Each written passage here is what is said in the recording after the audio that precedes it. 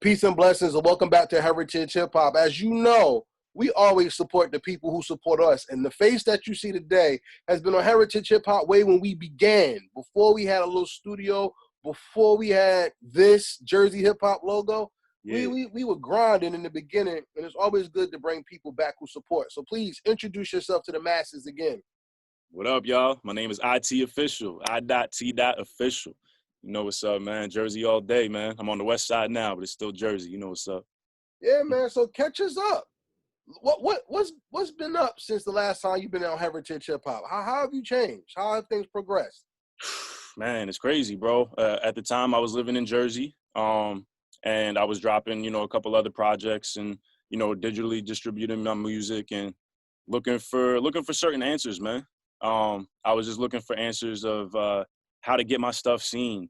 How was I really going to get to platforms where my music would be appreciated, be taken seriously? How could I invest, money that needs to be invested into the right platforms to try and do that? Because, you're taking a risk on yourself at the end of the day. So you got to take a calculated risk, So that's what I've been on, bro. I've been learning about taking calculated risks with my music. And, yeah, man, we stumbled onto some miracles in the process, man. God's been working amazing in our lives lately, man. Shout out to the Most High. Yeah, for real, man. I say the most blessed thing that's happened, bro, that's like giving me purpose to my music and stuff like that right now too, is I released this video online on Facebook like a year ago, and it was a poem about my dealings with depression and suicide. And when I put that out, it reached like millions of people. And there was a lot of people that came out commenting saying that they were going through something real crazy themselves. And it was just wild, man, because I made a lot of music and stuff and put videos out, but people told me that video was the thing that made the most difference for them. So and even saved their life, some of them, they told me. So since then, bro, since that, it's been a year, I've been just nonstop working on this survival kit project that was all about taking that and, breaking it out to the next level, giving people more of that healing energy. And unfortunately, we needed more now than we did even then, because since then there's been more crap that's happened. So, so. Well, a major reason why that poem is so powerful is because you have a powerful voice. If you listen to your music, which most people should be doing if you follow Heritage Hip Hop, when you listen to the music, you see how the voices blend, if the voices are powerful, if the voices fall under the beat, and you have a real spoken word type authoritative voice. How did you hone your voice so that you bring the beat and the crowd to you at the same time? Mm-hmm. That's a great question, man. Yeah, I think earlier in my years, I was leaning, I had more of the authoritative thing going on, but I didn't know how to control it and how to make it fit, like you said, into the beat and make it musical. A lot of people rap on top of a beat. You know what I'm saying? Like they trying to put their voice on top of a beat, like slam it together, but it's not a sandwich. You don't just slam it together. It's gotta be a soup. You know what I'm saying? It's gotta be a soup. You gotta fit in the ingredients, and your voice gotta be an instrument on there. So yeah, I've been learning to balance that more. People tend to like my voice in like stuff where it's like screaming, type of stuff, high energy stuff that works out for the authoritative. But I've been working on singing too, man, and taking that edge off of my voice a little bit now too, and give my songs dimension. So when my verse jumps in, boom, you get that strong authoritative. When the hook comes, nice and flowy, Oh, yeah, you're learning harmonies and rhythm. Yes. I think that's where hip hop is elevating that a lot of people don't appreciate. It's not my favorite type of thing, but when you hear it and it's real good, that blend really hits your heart. Like, a lot of people like Rod Wave right now. Rod Wave is hitting that wave. There's another one called Moody. You ever heard of Moody from North Carolina? Moody. Sound familiar. What song? Who cares? Anybody wants to check them out? It's about IT today. But they're taking that style and they're harmonizing their vocals into the song so it has a vibe and a melodic tone. Something like Bone Thugs. It's an offshoot of Bone Thugs, And even in today's hip hop, people are taking their breaths and putting their breath in the bar, so they keep a rhythm and a pattern. Mm-hmm. How do you separate yourself from those artists to make your own pattern and your own sound? Great question, man. I think what I've been doing is my word structure and word choice is a lot of times what creates that pattern and that cadence for me. And the Mm-hmm. thing that I feel that I bring to the table a lot of other artists might not is a extensive vocabulary. Like I'll put words in there and the word itself has a nature, a cadence that people aren't using. And I will literally take that and flip it into 100 rhymes that all rhyme with that same scheme. And it creates a flow that now becomes the sound of that record, and I just try and stay in that flow. But I agree with you, bro, that I've been listening to I listen to the radio a lot, even despite the fact that it's not what everybody likes to listen to. I like to listen to it because I want to make radio hits at the end of the day. I want to be able to understand what it is that makes these songs special and gets them there. And one of the things that you said is very key. They have harmony. They have a high registry in their voice, in their projection. It's and when you have high registry and harmony and nasaliness even mixed in there, people eat that shit up, man. Drake has been doing it, Wayne's been doing it since the beginning of time, and now all of these younger artists, they're taking it and running with it, and it's really listenable. But isn't that the danger of being a part of the herd instead of being the shepherd? 100%. Because I look at life as like it's not really a contest, but it is survival of dreams, not survival of the fittest. Because many dreams live in a graveyard because a lot of people don't follow them through. You know what I'm saying? Truth. And like when you look at life, you have the shepherd, you have the sheep. A lot of people want to be in the herd, and that's when the wolves come and pick out the weakest of the herd. Mm-hmm. There's those who try to go to the forefront who want to be shepherds or the leaders of the sheep that really survive. Bro, what a great analogy. Yeah, I agree. When you look at that and wanting to make radio hits, what is the goal though? Is it to be heard or is it to just be on a platform to be heard? Like what is I your like when you use "be heard" because you over here talking about the sheep and shit. Yeah, I see your wordplay. Nah, listen, I agree with you, man. The thing that what the shepherd does never changes. The sheep change, the sheep move, but the shepherd's tactics, their formula, it never changes because at the end of the day, that's what the need really is. So I think what the herd is doing tells you how to reach the masses, but you have to adapt the shepherd's day one, process to adapt to where the sheep are. So I think what the shepherd does is the shepherd has something to say. If you don't have nothing to say, then there's really nothing to talk to the herd about. There's nothing to move them. You're not doing nothing. You know what I mean? But if you have something to say, if you're a command point, an authority on something that you are speaking for people, for the herd, and you can do it in the direction of where the herd already is, then you can move the herd. You can move them over there if that's where we need to go. But if you screaming that, you trying to do all of this over there, but the herd's over there, bro, it's like we got to work together. Speaking of that work though, you've been putting in that work to distinguish yourself though. When I first heard you spit, you were, I would say you were baby monotone, which means you were still finding a lot of your patterns.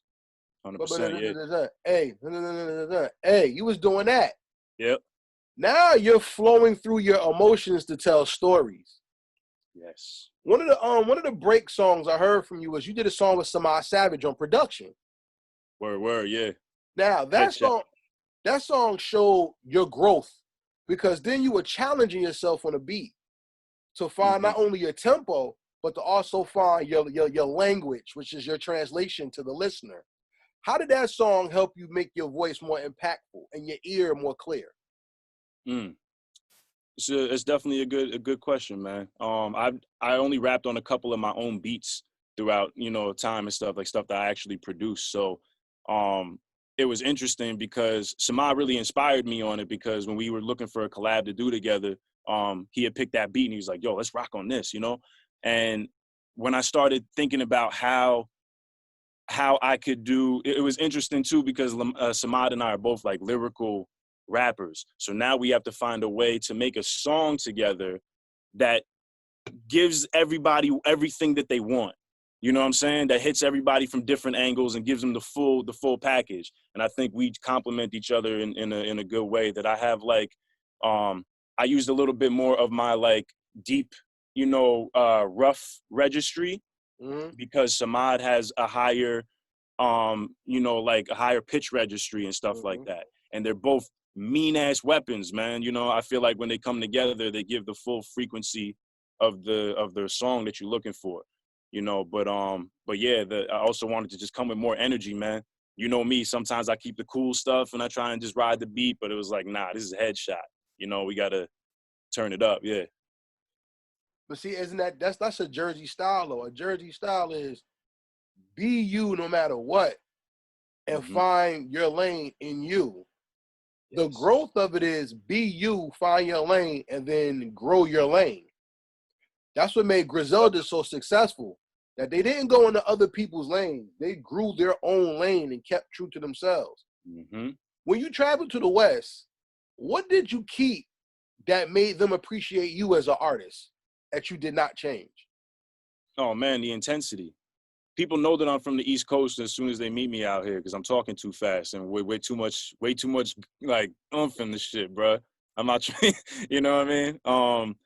But it's keeping true. Actually, coming out here, bro, allowed me to even be more of myself than I was able to be in Jersey. I would actually Explain that. challenge. What'd you say? Explain that. Man, I would say that I believe everybody could become more of themselves if they would get out of the one place that they've always been, even if it's just for a little while. You could always go back, but it's about adding dimension. And if you don't get out, you're constantly around the same people, the same relationships, the same energy, the same places. You're doing the same thing. It's not inspiring. You know what I'm saying? To be, even if you're doing something awesome, bro, it would be even more awesome if you could do that and go take a little trip and go see a different culture and be around people that you don't know. Because, I mean, you know what it's like when you go on vacation. It's like you're getting a week to just be somebody who you always wanted to be, free. You know what I'm saying? Nobody knows you here. You could just, do what you want to do, drink what you want to drink, eat what you want to eat. You know, it's when you get out of your hometown and out of your comfort zone. For me, that made all the difference, bro. I'm able to have better conversations with the relationships I still have in Jersey. They're stronger now than ever. Like I'm over here building so I could bring Jersey over here and go back to Jersey and we have more to talk about. So yeah, bro, I was able to find myself a lot more out here. I have a lot of space. Nobody knows me, you know, nobody knows me. I just showed up. So Absence makes the heart fonder. Because it's not until you miss something that you realize what you've gained or have with it, you know? mm-hmm. And I've noticed that when it comes to other realms of life. Like, I haven't traveled and done heritage hip hop out of anywhere but the tri state area, you Word. know? Like, I can't, like, I did, like, I didn't do any interviews with artists in other places, but I went to Puerto Rico and got a drop. You know what I'm saying? Like, that's Nice. the best that I've seen from my experience, but I haven't really fully grown it. When you first spit on the West, and you let them know that you was from Jersey, what was the reputation like, and how did you meet the bar or set the bar when it came to showing your lyrical talent from where you were to where you are now? Word. Man, when I first came out here, they really appreciate lyrics out here though too. I just got to say that they're definitely, in California being vast. I've been up to the Bay. The Bay is like a whole nother animal. But they, like, when you talk about the soul of hip hop, bro, they appreciate a lot of stuff that maybe gets lost on us on the East Coast because we're so used to a lot of stuff. They appreciate lyricism out here crazy. So I started bringing out old bars, bro. I was able to bring out stuff that, like, I just didn't really drop or whatever back in Jersey or that people didn't hear. I was brand new. Every single thing that I rapped out here was brand new. So it didn't matter how old it was. And it would be received as like, wait, you just said, mm-mm. They like battle rap out here, bro. You know what I'm saying? Like, they want them punchlines and that depth of creativity, and they really appreciate it, bro. They actually have the culture, I think, out here is really fitting for an artist that's lyrical to come out here and be well received and to be around other people that will challenge them in that light, man. You know, what part of Cali you in?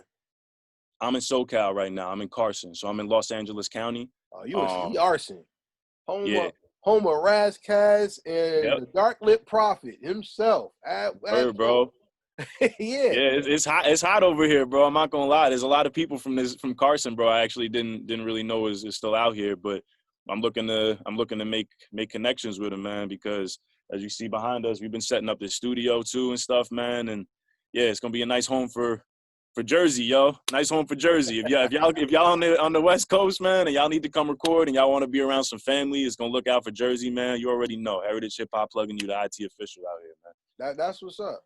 And I know that the Bay and North have a reputation of where people went to go get their bars up. Yeah. What did you learn as an MC that made you better in North?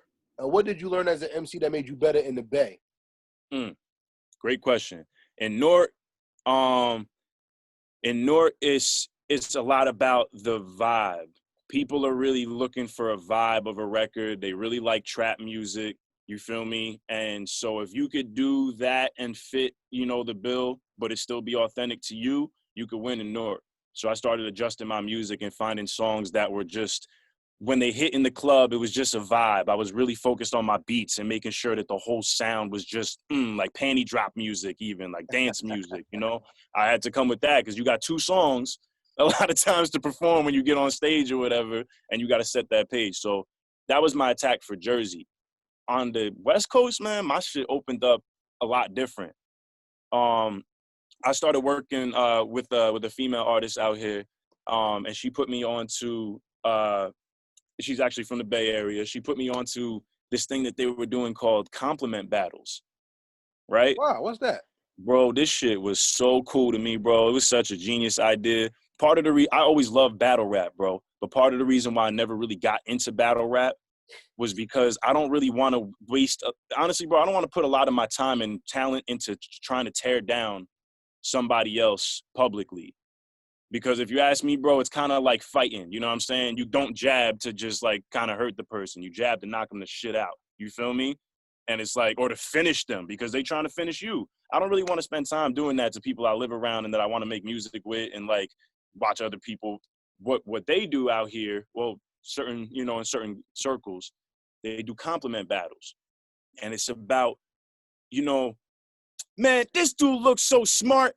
With them glasses, you look like you could paint a work of art. What the heck, you look like you could school me. You know what I mean? Like, you actually battling them with how creative you could be on bigging them up, but flipping it into something that's still a punchline, that's still funny. You can still even kind of throw jabs into shit a little bit, but at the end, it's like, first of all, there's no losers.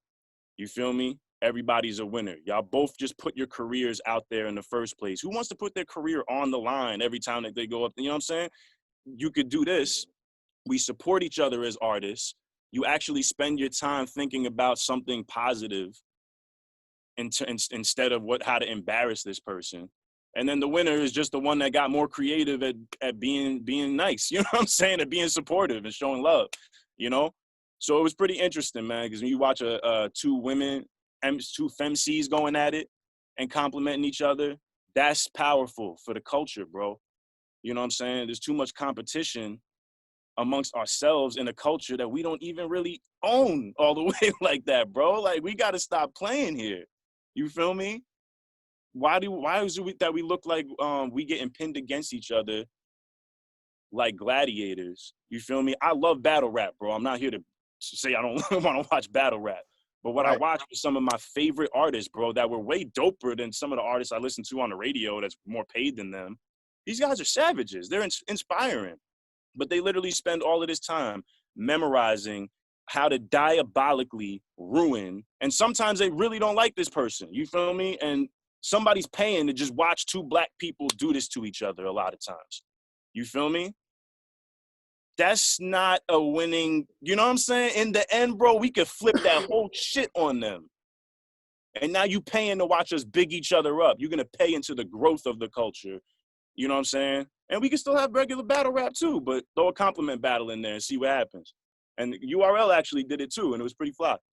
You know, it's funny. I did an interview with Nocturnal. Do you know Nocturnal from Jersey? Nocturnal, yeah, the producer, right? Nah, he's the MC that he was with the Def Squad. Oh, no, not Def Squad, Hit Squad. He was the Oh, that not EPMD. okay. Word. So he's a New Jersey hip hop legend, and he said battle rap is black exploitation. Because all it is gun bars and people coming to look at black men tear each other up and not uplift or celebrate them. And even Billy Danzy said that even though MOP contributed to violent rap, there's going to have to be a day when people get away from the violence and we start to grow. Mm-hmm. Being that you have that frame of thinking, how are you going to keep the culture growing and alive? What do you bring to it that is planting seeds to bring fertile ground and bring fruit instead of just bringing up more dead roots that people can hold on to? What I think I'm uncovering right now, bro, I'm uncovering it for myself to see it as my truth, and I want to share this with other artists, is that when you're given a gift, if you have a real gift, a real talent, it's supposed to be to serve. The purpose of that gift and that talent is to serve humanity. You feel me? It definitely was not meant for you to just stand in the mirror and talk, "Oh, look how cool I am." You know what I'm saying? It's here to serve. You're supposed to be providing a service to the community the way that anybody else's job and skill provides a service. You have a special talent as a musician or a songwriter or a singer that you can exist in a space.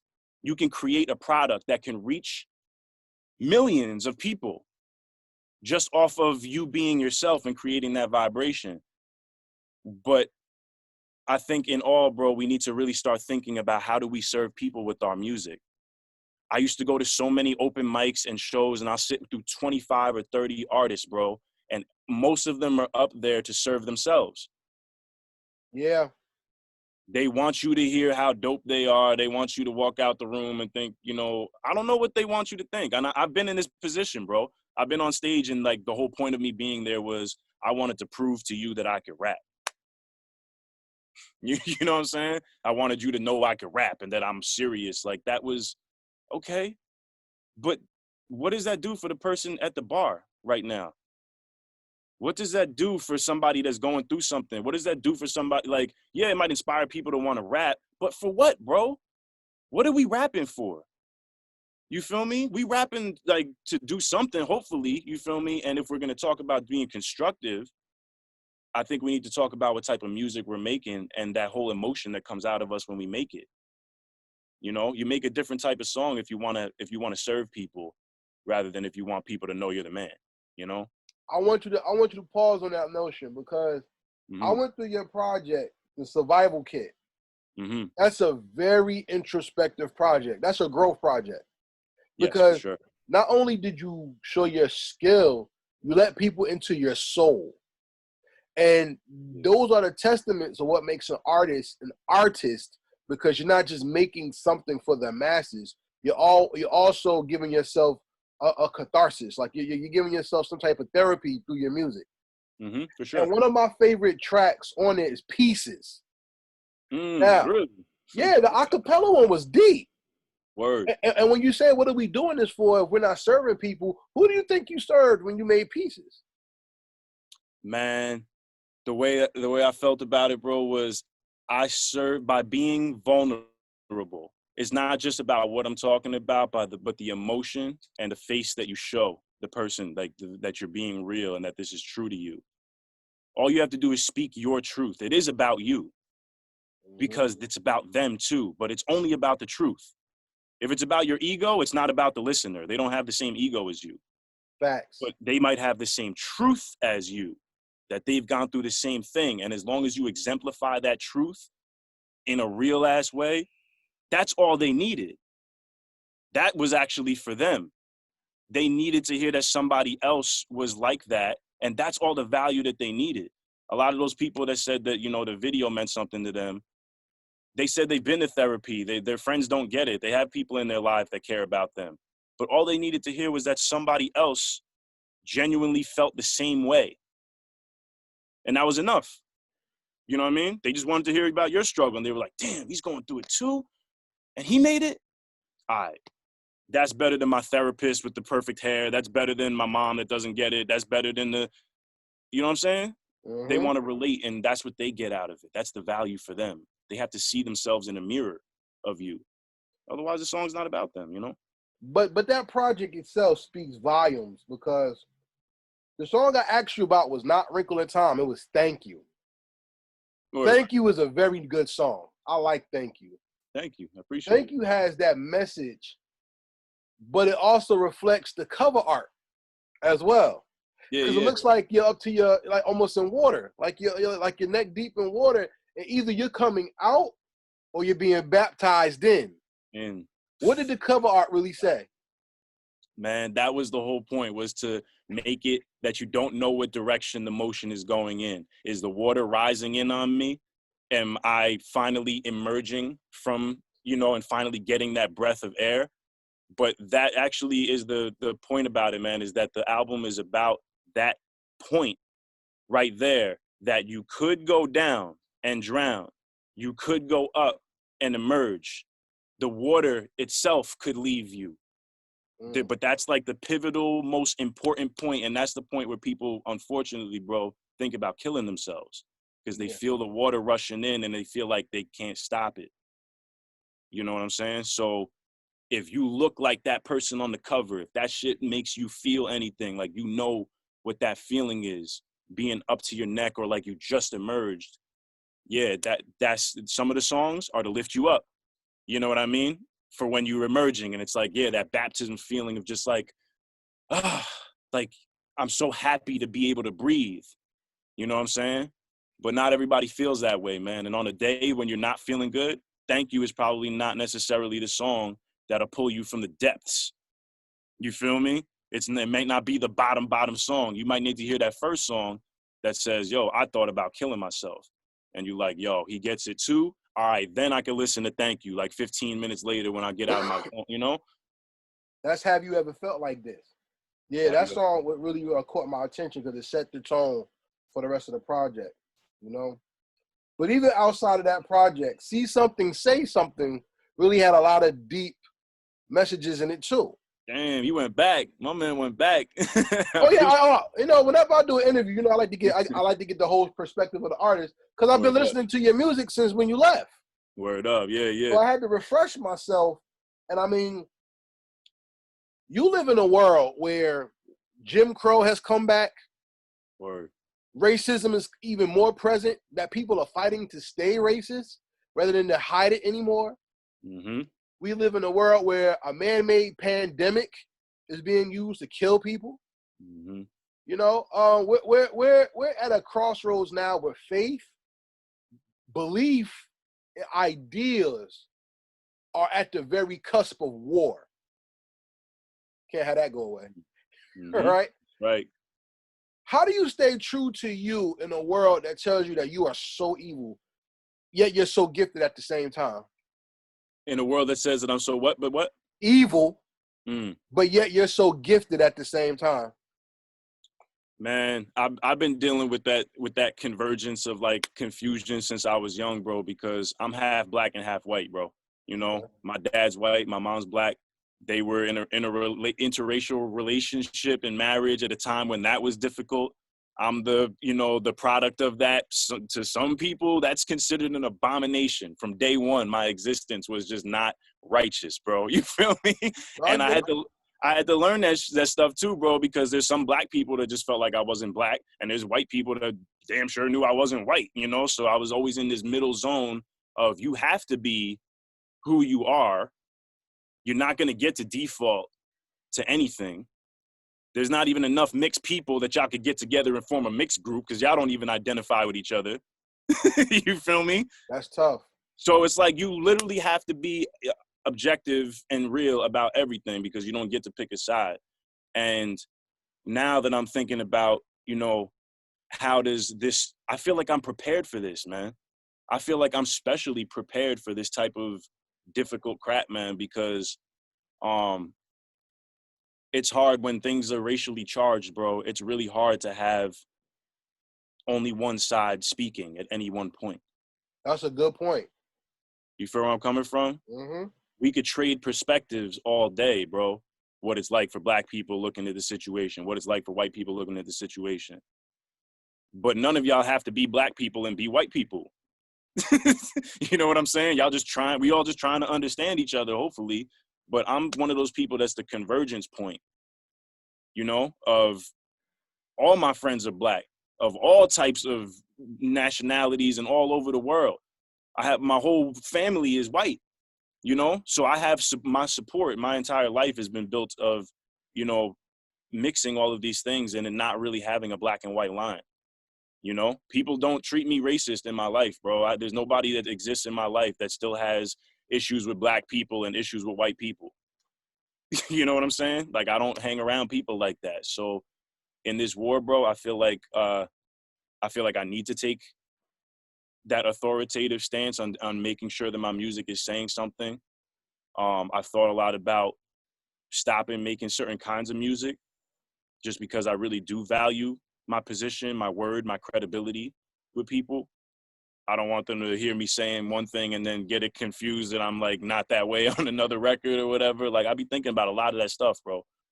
You know, I'm gonna keep making the music that inspires me, but at the end of the day, yeah, I feel like I have to say some of the tough things the words that unite white people and black people, the universal words are the ones that I have to learn to use, you know? Yeah, I like that because that's the growth. That's the elevation of maturity. Like, I found this out as I grew in life, as I lived more years. There's certain lines. Remember the Batman movie with the Joker in it, the last one, the Christopher Nolan? Yeah, that movie had dropped so many jewels that it went over people's heads. Yeah. And one of the jewels, Harvey Dent says, you have to live long enough to see yourself become the villain in your own story. Become the villain. You're going to have to. Because people are always going to have this idea of you, but your maturity and your growth, your elevation is going to make you a hypocrite at some time in your life. Yeah. And then you have to set the boundaries of what are you going to live your life as, not what are you going to live your life as opposed to somebody else's idea. You know? I feel that for sure. When did that hit you? And how did that make you a better artist?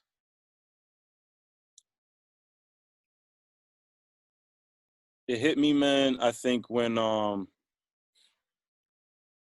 it hit me when I was working at my old job in Jersey, man. I had a career, you know, in Jersey that I wound up quitting to go full time in music. And you know, I loved that job. I learned a lot from that job, man.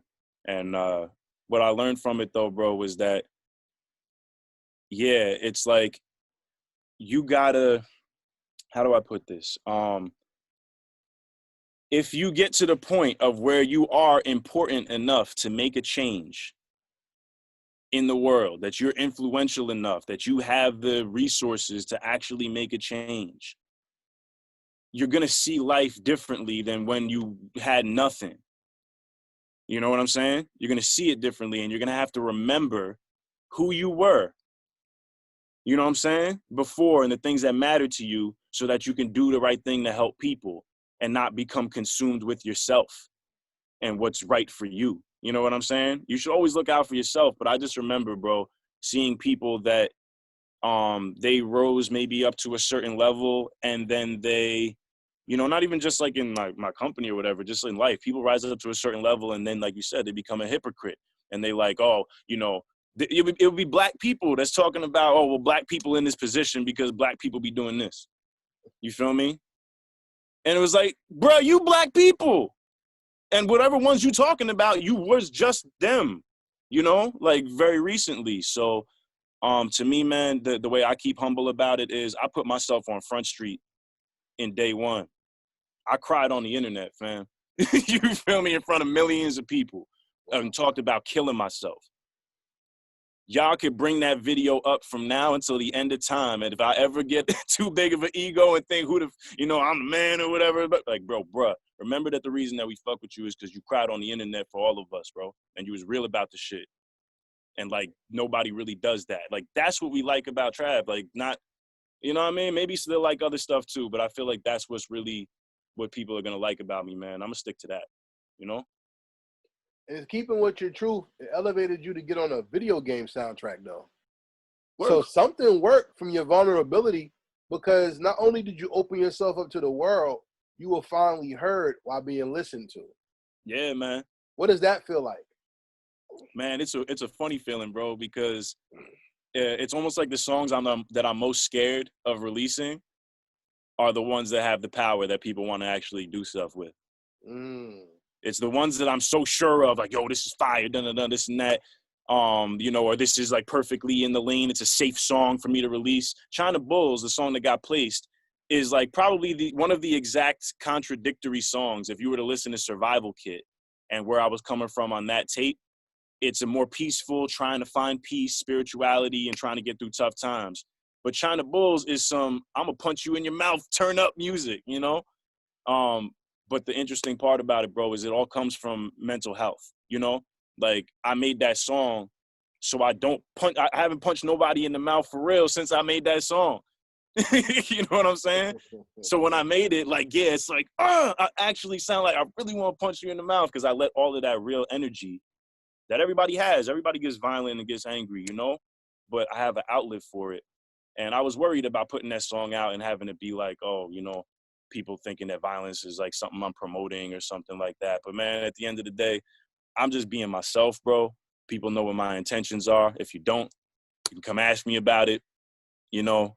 But yeah, those are the songs that people seem to like, bro, is when it's an explosion of emotion in one way or another. How do you balance that out, though? I mean, that's what it really comes down to, because hip hop right now is in a state of identity crisis, the way I see it. Because we have the elder generation fighting the younger generation, which is very dumb to me. Yeah. Then you have what kind of style these people want to have, older and younger, and nobody's really using the music for what it's for, which is entertaining, healing, and giving a message. Everybody's just entertaining. Right. I'm not gonna lie to you. I love women. Twerking ain't the baddest thing in the world, but it ain't the only thing in the world either.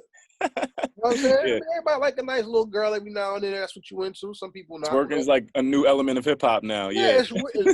it's weird. But while you have the time for it, you also have the time for the Survival Kit. You also have time for China Bulls. Just like sometimes you dress like you don't buy an outfit to go to the beach every day. Sometimes you buy an outfit to go to the club at night. You know what I'm saying? So there's a time and a place for everything. And I think with it being so, the landscape of it being so one-sided, that now finding your own balance and finding what works is the real key to being an artist. Do you agree? I would agree. I think that, and combined with being authentic, man. Like you said, everybody's trying to be a sheep in the herd. And the good news about it is, if you're actually talented, okay, not to knock any of these people that are in the herd, okay, but a lot of them are doing what they're doing because they're not really that gifted in terms of having their own inspiration. They need to be like other people in order to feel comfortable about what they're doing. If you actually are really the real deal, if you raw, if you got something to say, if you got a story, if you got that real stuff that makes hip hop, of a high quality and gives people that listenability and that value. If you have that, this is your time. It's so wide open. It would be like you walk into a room wearing a suit and everybody's in there wearing baggy ass jeans and like black hoodies and like Jordans and stuff, just like looking crazy. And you walk in a suit, you're just gonna stand out. It doesn't mean that one is better or right or wrong than the other. It just means that there's so much space for you to look and appear different. And if you do it, I feel like, you know what I'm saying? You're not gonna really have to fight with all of these sheep, you know? That's how I feel, man. So that's what I'm trying to do. I pivoted, I agree, man. I salute you for that. So everybody out there listening on Heritage Hip Hop watching this, the song China Bulls is on NBA 2K21 on the street mode. So while you out there on the blacktop, listen, because you'll catch my man's song. And when you catch it, make sure you record it and put the video out and tag Heritage Hip Hop and IT Official in the video so we know that you're paying attention out there, Sir.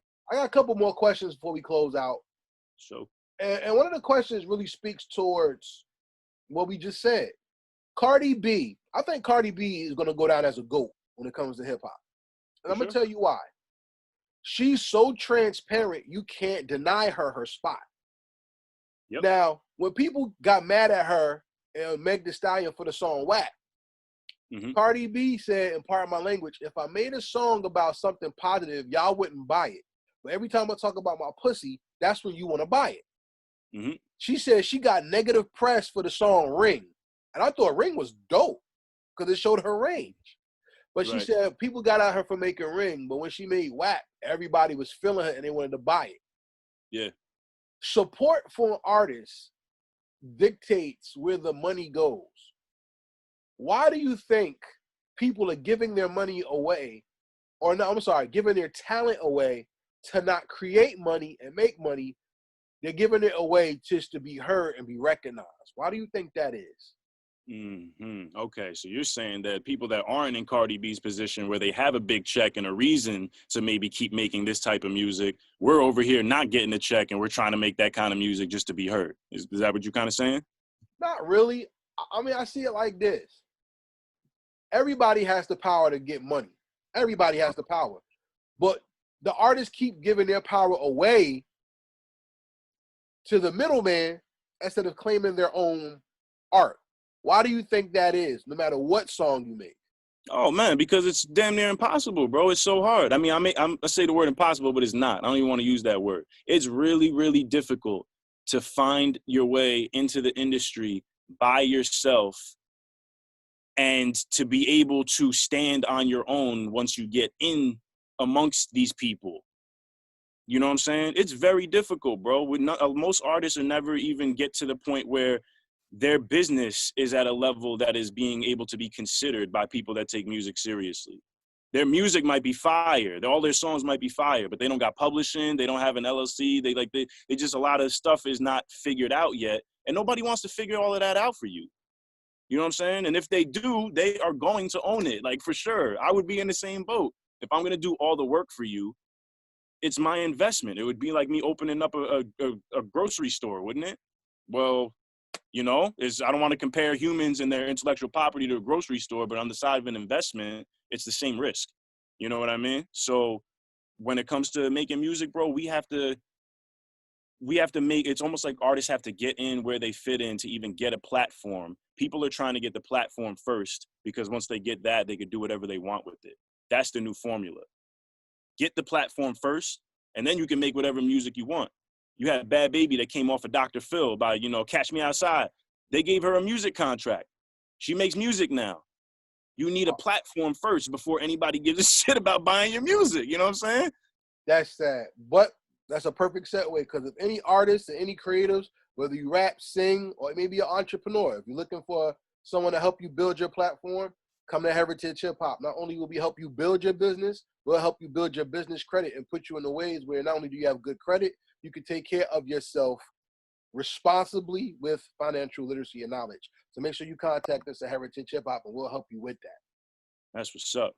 So with that being said, man, I mean, I think we've covered just about everything, man. It was a good reunion to talk to my guy, yo. It's been man, too long. for sure, man. This was a dope interview, man.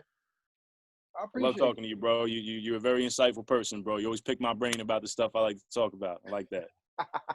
Well, man, hey, the door is always open, and I'm happy to get to talk to you. But since this is your first interview by yourself, now it's time for the rapid fire questions. You ready for that? All right, cool. Let's get it. All right, the rapid fire questions are not yes, no questions. These are questions about you and your understanding of the hip hop genre and culture. Okay. Cool. So here we go. Outside of your own catalog, what song or album perfectly describes you?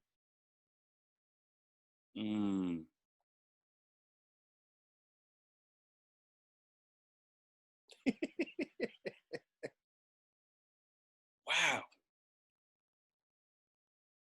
Perfectly describes me. I've never heard an album that perfectly describes me. Not even a song that even was like, that's me, I feel that way. Oh, just a song and stuff like that. I would say,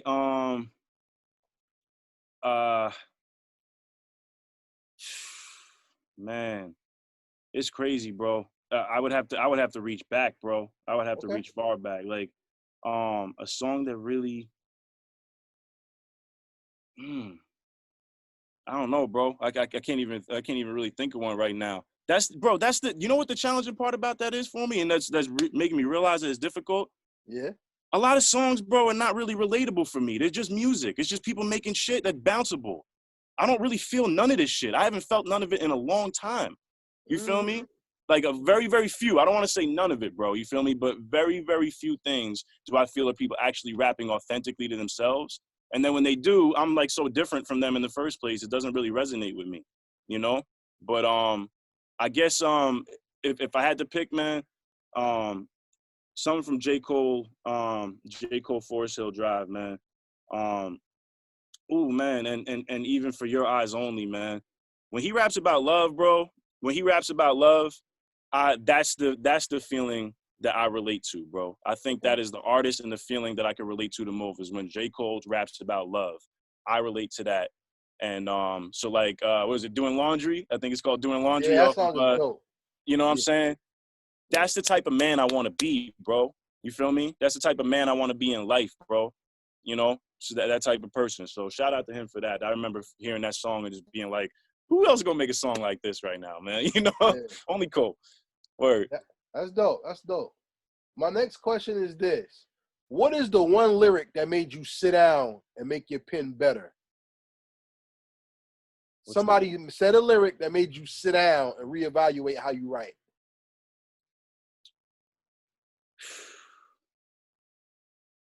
I think when I heard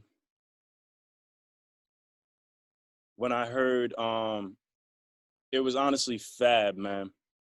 It was Fab at a very, very young age for me, man, probably at like 16. It was Trade It All Part 2 remix with Fab. And he was like, he did this entire verse. He just did the whole verse. You know, he got very, very lyrical with his flow. It was the most lyrical thing I've ever heard. And he found a way to make it an instrument on the beat. That was like one of the earliest times I heard somebody that was super lyrical making their voice, you know what I'm saying, like so listenable as an instrument on the beat and keeping it smooth. And yeah, man, I think yeah, when he said we could put the top down and we could cruise like Tom and Penelope, my charm is a felony. You know what I'm saying? He started saying stuff. I was like, yo, I want to be able to say words. It doesn't even have to be about women, but like I want to be able to say words in that rhythmic cadence right there that's just smooth, just fits the beat. And I need my lyrics to hit like that, to no extra fat, just right to the punchlines. You know what I mean? I like that. Yeah. The point of every artist is to make their own lane and to be remembered. You know what I'm saying? Word. Like, we'll always remember KRS-One and Chuck D for being militant and strong-minded. You know what I'm saying? Word, for we'll sure. always remember Big Daddy Kane and Rakim for being pioneers, yet 5%ers. We'll always remember Tupac for being the soul of hip-hop, hands down. Yeah. Even today, we lose a lot of great artists, and they and even the greats are still remembered. Like Nipsey will always be the leader of the community who wanted to teach the hood how to do more. Word. What do you want your name to be when it comes to being remembered in hip hop when you're done on the microphone? Man, I want to be the rapper that helped change the stigma around mental health, especially in the Black and brown community, bro. I want to lead the way in doing that, bro. And I don't want to even be the only one, but that's like my mission right now. I want to change the face of mental health in our community, bro. I want to address our traumas. I want to set us free. You know? I got 3 more questions for you. Let's take our time. On your dream track, who would produce it and who would be the features? Dead or alive, no restrictions. Man, on my dream track, Blake would produce it because he's my favorite producer to work with, and I want him to get every piece of shine that I get because that's my brother right there. Okay. If I could rap with anybody dead or alive, I would want to rap with Big L. I think I want to rap with Big L, man. When I hear this dude rap, yo, oh my God, like, there's a snappiness, bro, that made me want to rap in the first place, bro. And it was rappers like Cassidy. Like, these are the ones that, like, the big L's of, like, my time when I was, like, you know, a teenager and shit like that. It was rappers like Cassidy, bro, and his whole squad. It was, like, J Hood. And, like, all of these cats was, like, killing these mixtape, like, underground tracks, bro. And I just remember every freestyle, every story I ever heard Big L tell was so compelling and so lyrically pop, pop, pop, you know? It just had that clarity, the clarity. I think anybody of any language, if you could speak English to some degree, you can understand Big L and his storytelling without missing any words. You know, he'll bring a situation that you would never necessarily be in if you're not from that world. And he just brought it to you live and direct in such a clear way and with such, you know, crazy vocabulary, man, that's like, yeah, it's poetry, bro. That's that shit that inspires me, bro. I'd love to rap with him, bro. Punchlines. Punchlines from that guy. I like it. I like it. What is the voice that you want to hear in hip hop that has not been heard yet? The voice that I want to hear in hip hop that has not been heard yet. A specific like person or like a type of artist?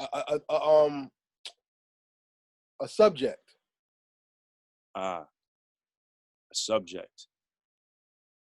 I want to hear somebody talking about particularly, bro, mental health and financial literacy. And actually law. Explain. One of the it's a simple line, bro, but it's like everybody remembers it. When my glove compartment is locked and so is the trunk in the back, and I know my rights, so you're gonna need a warrant for that. Right? When you start thinking about Jay-Z 99 Problems, there's a lot of people that don't know their rights when they get pulled over. They don't know that they have to be Mirandized. They don't know that they don't have to open up the glove compartment if it's locked or the trunk is locked. Like, you're allowed to be, you have rights, and you don't have to allow a search. You do not have to consent to a search. And by doing that, you're opening up a door for a whole bunch of BS, you know what I'm saying, that you might not even really be into. You're just opening the door. So I remember hearing that song as a kid, bro. And it was when I had a car, okay? I wound up getting a car a couple years later. At the time, you know, I was, you know, I had weed and stuff like that occasionally as a teenager or whatever, and stuff like that might have been in my car. And I just always remembered, I wasn't a lawyer, but I remembered this little thing about Jay-Z's song, and I went and I looked into it, and it taught me law. I actually realized that that was the truth. I actually had rights to do this. I was safe if I did it, safer than if I didn't do it. And I was like, yo, that's all it took, was just him saying that line, you feel me, and being taken seriously because I look at him in that light. If he had told me law, bro, if Jay-Z did a whole album or something, or somebody like Jay did an album about law and every single thing a black person should never do, you feel me, to try and get through this crazy system. Don't do this. This is how they get you. Don't do this. This is how they get you. That's what we're missing, bro. We don't know the rules of even this industry of music, of how we got in this industry. You know what I'm saying? It's the lawyers that know this industry, bro. So I would love to hear that in hip hop, bro. Hip hop lawyer with bars. Well, it is your responsibility to make it happen. If that's what you want, if nobody's doing it, you make it happen, you know? Thank you for asking me that. I feel good about answering that. Thank you. I'm going to do that. Not a problem. I kind of want to sneak in another 2 questions if you don't mind. Go ahead, man. We here. Jersey or Cali? Oh, man. How you going to do me like that, bro? Bro, right now, California. California is exactly what the doctor prescribed for me right now, bro. I can't say California over Jersey because I only appreciate California as much because I've been in Jersey. Everybody in California wants to be in Jersey and New York, bro. Trust that. They want to be over there so bad. So right now, for me, California, bro. For the music, California. If you take music seriously, you got to pop out here at least once, you know? I feel that. The next bonus question before the last question is this. From hearing your music, you are introspective, like rapper, MC. You are a person that raps from the inside out, not bringing the outside in. Word. What MC propels you to keep growing in that direction so you give your story, not just take in stories? Probably Nas, man. Probably Nas. Nas is one of the artists that just had like this infinite, he makes you realize that you could draw on yourself infinitely. You know what I'm saying? He's a storyteller too, and he definitely brings, you know, in from the outside. But there's what's going on outside is not as intellectual as the way that he presents it. You know what I mean? It's not as poetic and beautiful as the way that he brings it across the table. So there's something that he reaches in every time and has this infinite train of thought about stuff, you know? Even in his style, it shows that he's not like starting and stopping necessarily like everybody else's lines do. He just has this infinite train of thought, and it makes me realize I could infinitely think about, you know, stuff like that, man. And so yeah, I think listening to Nas, yeah, he inspires me on that level for that, bro. Yeah. I like that.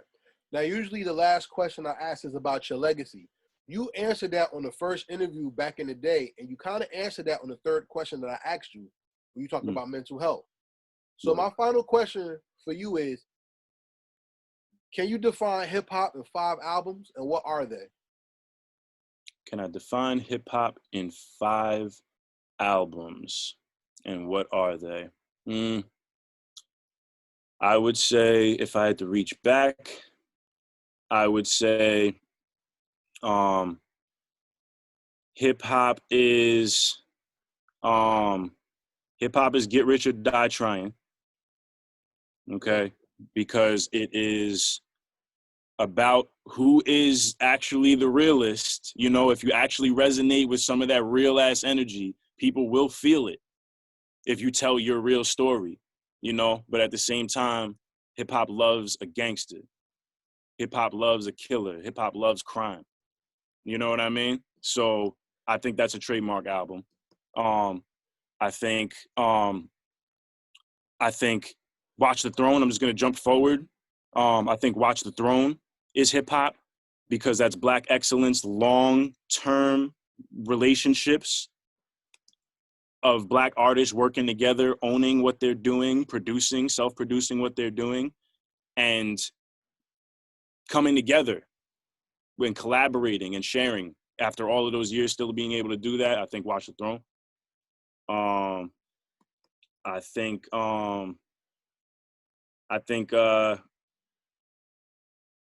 gotta think of some early M too, man. Like maybe like probably like Marshall Mathers LP or the Eminem Show, bro. But one of those 2 albums from M, because it's about being funny, poking fun at the fucking world and not giving a shit. You feel me? But also still being real in that same process and being trained, pen-wise, trained with your pen, that you can say whatever the fuck you want to say. And you're taking a stance in terms of your skill level that people won't fuck with M, even now. Even if they don't agree with what he says, I don't know who wants to say something about it. You know what I'm saying? So there's that. What I got 3 so far. New albums in hip hop. I would say I would have to say Forest Hills Drive from Cole too, man. Because Cole is one of the people, he's just probably the most willing to be authentic, I think, in certain lights, man, that like, it's gonna be between him and Drake. I don't know what album I'm gonna grab from Drake for the last album, but I'm like thinking of the 2 most authentic people. These are the people that make it okay for other artists to be who they are. You feel me? Somebody like Drake and somebody like J. Cole, there's not a lot of those type of sensitive artists. I'm gonna put them like that, not to say that they're overly sensitive, but they're sensitive to what's going on. Then they reflect what's going on very well. So there's not a lot of artists that are like that. A lot of people just want to talk about what's hot, but these guys came in being real. Drake even came in being light-skinned and being a singer. That helps somebody like me, you know? That actually role models somebody like me that's of mixed race coming in and realizing that there's a space for them to be them too. So, I'd have to say probably like early Drake, man. Early Drake, like nothing was the same, Drake. Yeah. And with that being said, everybody out there watching, that's my man IT Official. Make sure you go follow him on all social media. Drop your social media so everybody knows where to find you. Word up. I'm on Instagram at IT Official, all one word. All right, you can check me out on Facebook, Facebook/IT Official channel, all one word. All right, you can check out my website too. All my music and stuff like that. New unreleased stuff is up on itofficialchannel.com. All one word. Let's get it. And with that being said, everybody will not be representative of heritage hip hop if we do not share our screen and show what we have to offer for the masses. You can follow us on YouTube at Heritage Hip Hop. You can see all our videos with the Hip Hop Hall of Fame from Jersey, our Heritage Hip Hop podcast, Truth Behind Bars, where we showcase MCs and their lyrics, Blurred Hop, which showcases comic book culture, anime culture, and hip hop, and the Mic Council, which is our round table, our The View, our red table talk about hip hop culture. We also have the Heritage Hip Hop store at storefrontier.com/heritage hip hop, where we have our Jersey hip hop hoodies, long sleeve t-shirts, and many other t-shirts for the culture. If you're from Jersey or you like heritage hip hop as a whole, you can support the culture and you can support our movement by rocking a t-shirt. Go to storefrontier.com/heritage hip hop. We also have our own website, heritagehiphop.com, where we introduce your future favorite artists to you today. Not only are we in New Jersey, but we talk to MCs from New York, like Notes 82, Skrilla Gambino. Our podcasts are premiered here first, as you can see. We talk to international artists, like the ladies that you see, and mainstream artists like Fredro Starr, Cassidy Yo-Yo, Billy Danzy, MOP, and many more. Not only do we have celebrity interviews, but we also premiere music. And Jersey Series Part 2 featuring the Old 50 Boys is available to all members now. Membership is free. Just click on the members page. Not only do you get free music, you also get to see free live shows like the Lord of the Underground and Amara Lindeck. Shout out to Fatty's Place, who showcases the ladies of hip hop, singers, etc. We celebrate female artists too, even though hip hop is a male-driven sport. Here we have music videos. Here's our Heritage Hip Hop playlist number 5, which is free to everyone who comes to the website. We celebrate comic book culture, anime culture. We have a gallery of MCs and events, blogs, etc., etc. Also, Heritage Hip Hop is also available on Spotify. It's available on Apple Podcasts and anywhere you stream your hip hop media. So don't be a stranger. Make sure you support the movement and support gentlemen and fellow artists just like IT Official, because not only are they changing the game with their voice, they're bringing perspective to a world that has tunnel vision. And it's not until you broaden your sight or broaden your horizons you see how dope you are and how amazing life is. With that being said, this is Karev with IT Official. We say peace and we out. Real hip hop. Real hip hop. We here.